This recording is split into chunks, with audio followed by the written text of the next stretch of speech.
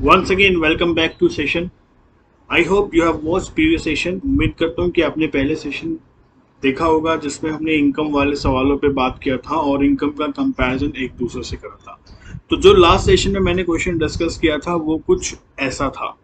मंजू संजू यानी कि Manju income is 25% more than that of Sanju, then what percent is Sanju income less than Manju. इस तरीके का क्वेश्चन था लास्ट सेशन में जो हमने डिस्कशन किया था। आई होप कि आप सभी को याद होगा, सभी ने ध्यान दिया होगा। कहता है सवाल कि मंजू की आय संजू की आय से 25% अधिक है, संजू की आय मंजू की आय से कितने प्रतिशत कम है, ये आपसे क्वेश्चन पूछा गया। मैं इस क्वेश्चन को फिर से यहाँ पे डिस्कस करता हूँ ताकि जो हम आगे पढ़े वो बिल्कुल क्लियर रहे, उसमें कोई परेशानी हमें न रहे। तो एक बार फिर से देख लो और फिर भी यदि आपने वही वीडियो देखा है प्रीवियस वाली तो वो भी देख लेना, ठीक है। ध्यान से समझिएगा।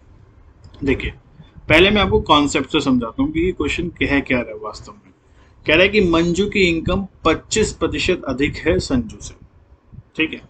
तो इस स्टेटमेंट को यदि हम परसेंटेज के टर्म्स में या फिर आप कहें कि भाई किसी फॉर्मूला के टर्म्स में यदि हम लिखें तो ये कहता है कि मंजू की जो भी इनकम ज्यादा है वो संजू से 25% अधिक है। तो मंजू की इनकम जो भी ज्यादा है, मतलब जो भी उनका डिफरेंस है, तो बेसिकली यही होगा ना कि भाई मंजू की इनकम में से संजू की इनकम घटा तो ये उनका डिफरेंस होगा। और इसका कंपैरिजन किससे करा गया है? संजू से। तो नीचे आ जाएगा संजू, क्योंकि जिससे हम कंपैरिजन करते हैं उसी के रिस्पेक्ट में परसेंटेज निकालते हैं। ये चीज मैंने आपको बार बार बताई है। इनटू 100 यानी कि यदि आप फॉर्मूले के टर्म्स में देखें तो ये आपको दिया गया है। भाई देखो ऊपर क्या आ गया, ऊपर वो आ गया कि जो डिफरेंस मंजू और संजू की इनकम है और किसके रेस्पेक्ट में है, वो किसके आधार पे तय करा गया परसेंटेज, संजू के आधार पे। तो ये जो वैल्यू है ये आपकी 25% दी गई है। बेसिकली यदि आप इन टर्म्स ऑफ फॉर्मूला देखें तो ये चीज स्टेटमेंट जो है ये आपसे ये कह रहा है, ठीक है। और निकालने के लिए आपसे क्या कहता है कि भाई निकालना क्या है, हमें निकालना है, जो हमें कैलकुलेट करना है वो करना है कि what percent is Sanju income less than Manju. Sanju को है मंजू की आय से कितने प्रतिशत कम है। तो यदि ये निकालना है तो देखिए कितने प्रतिशत कम होगी। तो आप ये कहेंगे कि यहाँ पे आप ऐसे लिख सकते हैं स्टेटमेंट को कि भाई मान लीजिए इतना कम है, संजू की आय मंजू की आय से जो है कितना कम है, इतना कम है। समझ रहे हैं? संजू की आय मंजू की आय से कितना कम है, इतना कम है। सॉरी, एम माइनस एस है तो इतना ही कम। लेकिन यहाँ पे बेसिकली हुआ क्या है कि आपका बेस चेंज हो गया है। अब जो बेस है आपका वो मंजू है, क्योंकि आपको अब मंजू के रेस्पेक्ट में टर्म्स को कैलकुलेट करना है। समझ रहे हो? तो जैसे कि हमने डिस्कशन किया था लास्ट सेशन में कि सारा का सारा गेम किसका है, सारा का सारा गेम जो है हमारा बेसिकली परसेंटेज का है कि हम परसेंटेज किसके रिस्पेक्ट में निकाल रहे हैं। तो क्वेश्चन आपको समझ में आ गया कि क्वेश्चन में एक्चुअली गिवन क्या है और कैलकुलेट क्या करना है। हालांकि क्वेश्चन को ऐसे सॉल्व नहीं करना है, ये तो आपको मालूम ही है कि क्वेश्चन को कैसे सॉल्व करना है। लास्ट सेशन में हमने डिस्कस किया था कि एक दो सेकंड में क्वेश्चन का आंसर करके सीधा हमारे पास आता है, ठीक है। तो बेसिकली यहाँ पे समझेगा, यदि हम इस क्वेश्चन को देखें तो मंजू हमारी ये रही और संजू हमारी ये रही, ठीक है। मैंने कहा कि मंजू की इनकम 25% ज्यादा है, तो यदि मैं इसको कहता हूँ कि ये 100 है तो मंजू मेरा 125 हो जाएगा, नहीं हो जाएगा? या फिर आप ये कहिए कि ये 5 पार्ट है तो ये 4 पार्ट है। तो बेसिकली कितना ज्यादा है, एक का डिफरेंस है। एक का डिफरेंस वो किसके रेस्पेक्ट में लेके चलना है, हमें जो कैलकुलेट करना है, क्योंकि कहता है कि संजू की आय मंजू की आय से कितना प्रतिशत कम है। तो मंजू के रेस्पेक्ट में हमें लेके चलना है, तो नीचे हम लिखेंगे मंजू इनटू 100। तो आंसर आ जाएगा हमारा 20%। ये सीधा सा तरीका है। दूसरा तरीका जो क्वेश्चन को सॉल्व करने का है, जिससे आप क्वेश्चन को अप्रोच कर सकते हैं, जो मैंने आपको तरीका बताया कि भाई यही तरीका आप यूज करिएगा तो क्वेश्चन आसानी से आपका हल हो जाएगा। वो सेकंड मेथड क्या कहता है?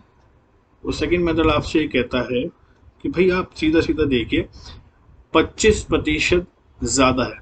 25% ज्यादा का मतलब कितना हो गया, +1/4, ठीक है। देखिए मैंने आपसे कहा था कि ऊपर वाली वैल्यू वही रहेगी, नीचे का बेस चेंज होगा। बेस कितना हो जाएगा, 25% ज्यादा, यानी कि ओरिजिनली 4 था, एक जुड़ गया तो 5 हो जाएगा। यानी कि इसका मतलब क्या है, ये कितना हो जाएगा, 20% आंसर। इसका डिस्कशन हम ऑलरेडी प्रीवियस सेशन में कर चुके हैं, नहीं देखा है तो देख लेना, बढ़िया से समझ में आ जाएगा, ठीक है। आओ अब इसी के आधार पे दूसरे सवालों को लेके चलते हैं कि बिल्कुल सेम फॉर्मेट में, सेम कॉन्सेप्ट पे, और किस तरीके से क्वेश्चन आपके बीच आता है, एग्जामिनेशन में पूछा जाता है, चाहे किसी भी कॉम्पिटिटिव एग्जामिनेशन की बात करूँ। यहाँ तक का मुद्दा बिल्कुल बढ़िया समझ में आ गया होगा, है ना। अब देखो, कहता है कि क्वेश्चन, देखो क्वेश्चन वही है, पूछने का तरीका बदल गया। If length of rectangle is increase by 25%, how much percent its width must be reduced such that its area remain constant। यदि किसी आयत की लंबाई में 25% की वृद्धि की जाती है तो उसकी चौड़ाई को कितना प्रतिशत कम किया जाना चाहिए ताकि उसके क्षेत्रफल में कोई भी बदलाव ना हो, वह स्थिर रहे। ठीक है, मतलब समझो आप, आयत किसी कहते हैं रेक्टेंगल, ये हमारा रेक्टेंगल होता है जिसमें हमारी लंबाई होती है और चौड़ाई होती है। ठीक है, अब इसके यदि हम एरिया की बात करते हैं, अब ये मत कहना कि सर क्या मेंसुरेशन पढ़ाने लगे, नहीं, बिल्कुल नहीं। वो होता है लंबाई गुना चौड़ाई। ठीक है, वो कहता है कि यदि मैं इसकी लंबाई को बढ़ा दूं तो इसकी चौड़ाई को कितना कम करूं कि एरिया में कुछ भी चेंजेस ना हो। ठीक है, समझ रहे मेरी बात। देखो एक पॉइंट मैं आपको यहाँ पे ध्यान से बताता हूँ, जो कि आपको ध्यान में रखना है पॉइंट, वो ये है कि जहां पर भी a इंटू बराबर b बराबर c होता है और c मेरा कांस्टेंट रहता है, वहां पर भी आप उस मेथड को अप्लाई कर सकते हैं जो कि हमने प्रीवियस सेशन में अप्लाई किया था। क्योंकि यदि क्वेश्चन को करने की बात है तो क्वेश्चन आपसे कहता है, ध्यान से देखिएगा, कि if length of rectangle is increased by 25%, then how much percent its width must be reduced such that area remain constant। तो आप यहाँ पे भी देख रहे हैं कि यदि मैं इसको लंबाई मानूं, इसको चौड़ाई मानूं और इसको एरिया मानूं, तो कहता है कि एरिया जो है मेरा स्थिर रहना चाहिए, कांस्टेंट रहना चाहिए। तो यानी कि वहां पे हम वो वाला तरीका अप्लाई कर सकते हैं जो हमने पहले सेशन में सीखा था। कर सकते नहीं कर सकते हैं भाई। यदि लंबाई 25% बढ़ रही है तो 25% का मतलब कितना होता है, 1/4। अब वो यही कह रहा है कि उसके एरिया ब्रेथ को कितना कम करें कि एरिया सेम रहे। तो आप सीधी सी बात है, आप सीधा सीधा क्या कहेंगे भाई, सीधी सी बात है कि अंतर तो आप एक का ही कह रहे हैं, लेकिन यहाँ पे बेस जो है 4 से 1 बढ़ गया तो अब 5 हो जाएगा। तो 1/5 का मतलब कितना है, 1/5 का मतलब हमारा सीधा होता है 20%। यानी कि उसकी चौड़ाई को मुझे 20% कम करना पड़ेगा ताकि उसके क्षेत्रफल में कुछ भी तब्दीली ना हो। ये एक वो तरीका है जो हमने लास्ट सेशन में सीखा। इस बात को यदि आप डिटेल्ड में समझना चाहते हैं तो आप वो भी समझ सकते हैं सेकेंड में। भाई देखो, ये लेंथ है, ये ब्रेथ है, ये एरिया हो गया। मैंने इसको कहा कि भाई ये 100 है, मैंने इसको भी कहा कि ये भी 100 है। अब मैं कहता हूँ कि जो मैं नया एरिया निकाल रहा हूँ, नई जो लंबाई और चौड़ाई है मेरी, उनका भी जो एरिया है, जिससे भी जो एरिया आ रहा है वो भी सेम रहना चाहिए। यानी कि यदि मैं लंबाई को देखूं, वो कहता है कि लंबाई जो है आपकी 25% बढ़ रही है, तो 25% यदि मेरी लंबाई हो रही है तो 125 हो जाएगी, इंटू बी जो नई यानी कि चौड़ाई मेरी होगी उसका मुझे मालूम नहीं है, तो यहाँ से आप बी की वैल्यू निकाल सकते हैं, B1 की। सुनना मेरी बात को, ठीक है। कितना हो गया, 4 5 और 5 से 20 गया, तो B1 मेरा हो जाएगा 80। यानी कि जो मेरा ब्रेथ पहले 100 था वो अब मेरा ब्रेथ कितना हो जाएगा, 80। यदि मैं वही एरिया रिमेन करना चाहता हूं तो मेरा एरिया कितना कम हो रहा है, 20 कम हो रहा है। यानी कि 100 के टर्म्स में ये तो मैं इसको कह सकता हूँ कि 20% मेरा कम हो रहा है। लेकिन this method might take some time, ये आपका कुछ समय ले सकता है, बट यदि आप इसी मेथड को उस प्रीवियस कॉन्सेप्ट के आधार पे करेंगे तो आप बहुत ही क्विकली क्वेश्चन को अप्रोच कर पाएंगे। तो मैं यही चीज आपको समझाने की कोशिश कर रहा हूँ। हमें तरीके को इस तरीके से इम्प्लीमेंट करना है कि डायरेक्टली हम ऑप्शंस को मार्क कर दें, है ना। और कॉन्सेप्ट भी हमें पता होना चाहिए कि भाई कौन सी चीज क्यों हो रही है और कैसे हो रही है। चलो ऐसे एक और सवाल देखते हैं। अब ये तरीका तो आप इम्प्लीमेंट कर लीजिएगा, हम क्विक एंड फास्ट मोड में करेंगे, और उससे पहले आप कमेंट बॉक्स में आंसर करिएगा कि सही आंसर क्या है। देखिए अगला सवाल आपसे कहता है कि if length of rectangle is increase by 50%, then how much percent its breadth must be reduced such that area remain constant। यदि किसी आयत की लंबाई में 50% की वृद्धि की जाती है तो इसकी चौड़ाई को कितने प्रतिशत कम किया जाना चाहिए ताकि इसका क्षेत्रफल स्थिर रहे, सेम रहे, कोई भी चेंज ना रहे।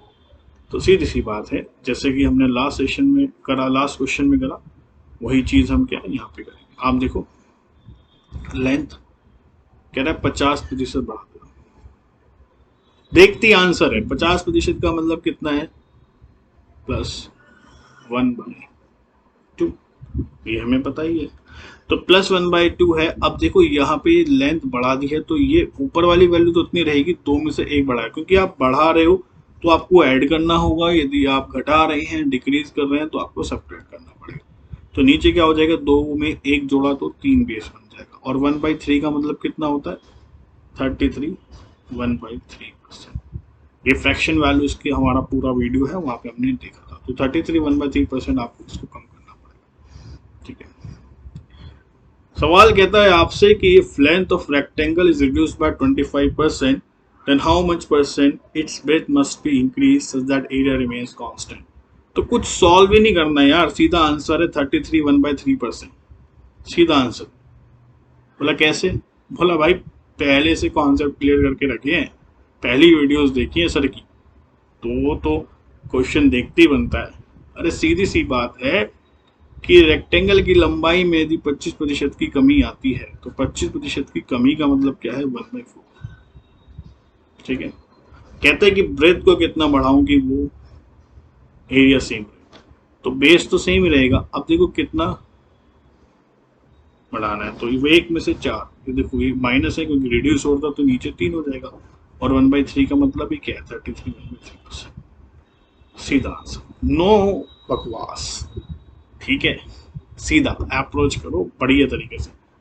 ठीक है, ये बेस्ट है, दिस इज बेस्ट। ठीक है, चाहे एसएससी जीडी हो, सीपी हो, सीजीएल हो, कोई भी एग्जाम में आ जाए यार, तुरंत अप्रोच करो।